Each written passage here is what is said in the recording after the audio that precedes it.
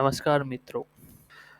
BCA NEP new education policy મુજબ આપણે આ વિડીયો સિરીઝ બનાવવાના છીએ. તો આ પ્લેલિસ્ટને તમે જરૂર સેવ કરી રાખજો અને અમારી યુટ્યુબ ચેનલને પણ જરૂર સબસ્ક્રાઈબ કરશો. યુનિવર્સિટીના સિલેબસ મુજબ line by line video series બનાવવાના છીએ. સાથે સાથે એનું મટીરિયલ પણ તમને હું ફ્રી ઓફ આપીશ. આપણે સ્ટાર્ટ કરીએ છીએ આ વિડીયોને સી લેંગ્વેજના ફર્સ્ટ યુનિટથી, જે મારા સિલેબસ મુજબનું હશે. ઓકે, તો ફર્સ્ટ યુનિટ છે તમારું ઇન્ટ્રોડક્શન ટુ સી લેંગ્વેજ. એની અંદર ફર્સ્ટ ટોપિક છે ઇન્ટ્રોડક્શન ટુ પ્રોગ્રામિંગ. તો પ્રોગ્રામ શું હોય છે? જો પહેલી જ વાર કમ્પ્યુટર સાથે કામ કરતા હોય, જેને પહેલી જ વાર કમ્પ્યુટર જોયું હોય, એના માટે બહુ અઘરું થઈ જશે. બટ સી સાદી ભાષામાં કહીએ તો કમ્પ્યુટરને આપણે કંઈક ઇન્સ્ટ્રક્શન આપવું અને એ ઇન્સ્ટ્રક્શન કમ્પ્યુટર પરફોર્મ કરે અને કોઈ સ્પેસિફિક કામ છે એ પરફોર્મ થાય અને તમારું કામ પૂરું થાય. એ ક્યાંક તમારે લખવું પડશે. એ જે તમે લખો છો એને કહેવાશે કોડ, અને એ કોડ બધો ભેગો થઈને બનશે એક પ્રોગ્રામ. પ્રોગ્રામની અંદર શું હોય? ઇન ધ શોર્ટ, પ્રોગ્રામની અંદર કોઈક ને કંઈક કોડ હોય જે તમે લખશો અને કમ્પ્યુટર પરફોર્મ કરશે. એ મશીન સમજશે. તમે નહીં, તમારે તો ટાઈપ ઇંગ્લિશમાં કરવાનું હશે. બને એટલું સી લેંગ્વેજના કોઈ રૂલ્સ મુજબ તમારે કામ કરવાનું હશે. વાંચીએ તો આ programming is the process two creating instruction that a computer can execute the perform specific task. છે સિમ્પલ. પ્રોગ્રામ શું છે? એક પ્રોસેસ છે, વન ટાઈપ ઓફ, જે ઇન્સ્ટ્રક્શન મુજબ તમે જે કહેશો એ કામ ક્રિએટ કરી અને એક્ઝિક્યુટ કરશે અને તમારું કામ પરફોર્મ કરશે. It involves writing code in programming language. એ જે ઇન્સ્ટ્રક્શન છે એને શું કહેશું આપણે? કોડ કહેશું. which act as a bridge between human and instruction and machine execution. હવે જે કોઈ પણ હાર્ડવેર છે, કોઈ પણ હાર્ડવેર સાથે આપણે કામ કરવું હોય તો એના વિશે આપણે કોડ લખવો પડે. કોડ લખશું તો આપણે બંને એ હ્યુમન અને એ મશીન વચ્ચે કામ થઈ શકશે. પ્રિન્ટર છે તો પ્રિન્ટ કાઢવી છે તમારે, બટ એના વિશેનો જો કોડ નહીં લખેલો હોય તો તમે પ્રિન્ટ નહીં કરી શકો. બરાબર? તો વન ટાઈપ ઓફ બ્રિજ છે હ્યુમન અને કોઈ પણ મશીન, ફોર એક્ઝામ્પલ કમ્પ્યુટર. બરાબર? ચાલો નેક્સ્ટ આપણે જોઈએ છે કોઈ પણ પ્રોગ્રામિંગ લેંગ્વેજ હોય, સી લેંગ્વેજ હોય કે કોઈ પણ પ્રોગ્રામિંગ લેંગ્વેજ હોય, તો એની અંદર શું શું એના પોઈન્ટ, મેઇન પોઈન્ટ હોઈ શકે. તો એક તો છે અલ્ગોરિધમ, નેક્સ્ટ છે ડેટા સ્ટ્રક્ચર, પછી છે વેરિયેબલ્સ. હવે વેરિયેબલ કોઈ પણ લેંગ્વેજ માટે બહુ મહત્વનો ભાગ છે. એ એક શું કરશે? તમારી રેમ મેમરીમાં, કોઈ પણ મેમરીમાં એક વેલ્યુને હોલ્ડ કરીને રાખશે. એ ડેટાને હોલ્ડ કરીને રાખશે, જે તમે ફર્ધર પ્રોગ્રામમાં યુઝ કરશો. પછી કંટ્રોલ સ્ટ્રક્ચર, ફંક્શન. ફંક્શન એટલે બ્લોક ઓફ કોડ જ છે.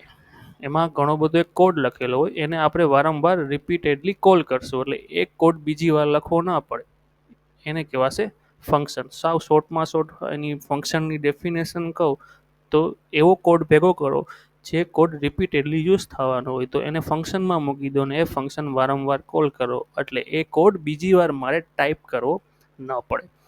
નેક્સ્ટ જોઈએ તો આપણે સેન્ટેક્સ. સેન્ટેક્સ એટલે જેમ ગુજરાતી ભાષા કે ઇંગ્લિશ ભાષા લખવાની ઘણા બધા રૂલ્સ હોય, એ rules same as a C લેંગ્વેજના પણ હશે. કોઈ પણ લેંગ્વેજના રૂલ્સ તો હશે કે આ વર્ડ કે આ લાઈન તમારે આ જ રીતે લખવી પડે. જેમ કે તમારે ક્વેશ્ચન પૂછવાનું હોય ક્વેશ્ચન પેપરમાં, તો લાસ્ટમાં તમે ક્વેશ્ચન માર્ક કરો, તો એ એક રૂલ્સ છે, એક સેન્ટેક્સ છે. તો એ રીતે સી લેંગ્વેજ કે કોઈ પણ લેંગ્વેજની પણ સેન્ટેક્સ હશે, જેના કોમ્બિનેશનથી આપણે એક આખી લાઈન પ્રોપર બનાવશું જે કમ્પાઇલર સમજી શકે. પછી ડિબગિંગ. તો કોઈ પણ પ્રોગ્રામ કરશો એટલે કંઈક ને કંઈક એરર આવશે, તો એ એરર સોલ્વ કરવાની પ્રોસેસને શું કહેવાય કમ્પ્યુટરની ભાષામાં કે પ્રોગ્રામિંગની ભાષામાં? ડિબગિંગ.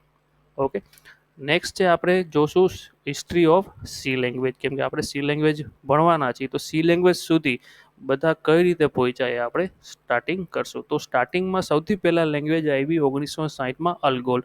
એનું ફૂલ ફોર્મ થાય છે અલ્ગોરિધમ લેંગ્વેજ, જે સ્ટ્રક્ચર પ્રોગ્રામિંગ જેવું કંઈક કામ કરતું. એના કી પોઈન્ટમાં જોઈએ તો સિક્વન્સ, ડિસિઝન અને રિપીટેશન ઉપર એ કામ કરતું. નેક્સ્ટ આવી એના પછી સીપીએલ કોમન પ્રોગ્રામિંગ લેંગ્વેજ જે બનાવી હતી ક્રિસ્ટોફર સ્ટેચીએ, જે અલ્ગોલ લેંગ્વેજ હતી એમાં ઘણા સુધારા વધારા કરી એને બનાવી સીપીએલ 19, આ હતી 1960માં, આ 1967માં. ઓકે, પછી આમાં પણ ઘણી બધી ખામીઓને દૂર કરી જે માર્ટિન રિચાર્ડ જે બનાવી બીસીપીએલ 1967માં જ બેઝિક કમ્બાઇન્ડ પ્રોગ્રામિંગ લેંગ્વેજ. એમના ફાધર છે માર્ટિન રિચર્ડ, જેને અલ્ગોલ સીપીએલ બંને મિક્સ કરી એક નવી લેંગ્વેજ બનાવી બીસીપીએલ. ઓકે, ધેન કેન થોમ્સને શું કર્યું, અલ્ગોલ સીપીએલ બીસીપીએલ બધાના જે સારા સારા ફીચર્સ યુઝ કરી એક નવી લેંગ્વેજ બનાવી 1970માં બી લેંગ્વેજ, જેનો યુઝ આપણે યુનિક્સ ઓપરેટિંગ સિસ્ટમ બનાવવા માટે કરવામાં આવતો. ત્યારબાદ માર્કેટમાં આવે છે Dennis Richie plus can Thomson બંને ભેગા થઈ 1972માં સી લેંગ્વેજ બનાવી, જેમાં અલ્ગોલથી લઈ બી લેંગ્વેજ સુધીની બધા ફીચર્સ તો હતા જ, સાથે નવા ફીચર્સ હતા જેમ કે ડેટા ટાઈપ. હવે આ સી લેંગ્વેજ છે એટલી બધી પોપ્યુલર થઈ ગઈ, એટલી બધી પોપ્યુલર થઈ ગઈ એટલે એક ડેનિસ રિચી અને બ્રાયન ને બંને ભેગા મળીને એક બુક લખી, જે બુકનું નામ હતું KNRC 1978માં, જે બુક હતી સી લેંગ્વેજ વિશે, કેમ કે બહુ જ સારી એવી પોપ્યુલર થઈ ગઈ હતી. ત્યારબાદ કોઈ પણ લેંગ્વેજ જો આવી પોપ્યુલર થઈ જાય, બધા યુઝ કરવાના છે, તો આન્સીએ શું કરેલું કે ભાઈ હવે આને સ્ટાન્ડર્ડાઇઝ કરવું પડશે, અમુક વર્ડ છે, અમુક સેન્ટેક્સ છે કે ભાઈ આને સ્ટાન્ડર્ડ કરવું જરૂરી છે. તો American national standard institute plus ISO international organisation for standardisation એ બંને ભેગા મળીને સી લેંગ્વેજને સ્ટાન્ડર્ડાઇઝ કરી નાખી. બરાબર, એક જ પ્લેટફોર્મ ઉપર મૂકી દીધી કે બધાને હવે અહીંથી યુઝ કરવાનું, નકર બધા પોતાનું અલગ અલગ વર્ઝન યુઝ કરતા હોય, કોઈ જૂનું કરે કોઈ નવું કરે, એવું નહીં. એક જગ્યાએ રાખો જે ગ્લોબલી બધા યુઝ કરી શકે. 89માં અને 90s સુધીમાં આ થઈ ગયું હતું. બરાબર, પછી 1999માં પણ સી લેંગ્વેજનું એક નવું વર્ઝન આવેલું, જે અત્યાર સુધી જે આનસીસી હતું, 1990 પછી સી લેંગ્વેજને આનસીસી બોલાવવા માંડ્યા હતા. પછી એમાં નવા નવા અપડેટ આવતા આવતા 1999માં ફરી એક વર્ઝન બહાર પડ્યું જેનું નામ હતું C99. એના પછી પણ 2011માં પણ C11 કરીને વળી પાછું એક નવું વર્ઝન આવેલું. અને લેટેસ્ટ જોઈએ અત્યારે તો 2024 ચાલે છે, એની પહેલાં લેટેસ્ટ અપડેટ 2018માં આવેલું હતું C18. અત્યારે આપણે જોઈએ તો C18 જ બધા યુઝ કરતા હશું. અને TIOBE.com આ જે વેબસાઇટ છે તે બધી પ્રોગ્રામિંગ લેંગ્વેજનું રેન્કિંગ બહાર પાડતું હોય. અત્યારે જ મેં જોયું તો જુલાઈ 2024માં પણ સી લેંગ્વેજ હજી 1972થી લઈને હજી સુધી પણ એટલી જ પોપ્યુલર છે, જેનું નંબર હજી 3જો આવે છે.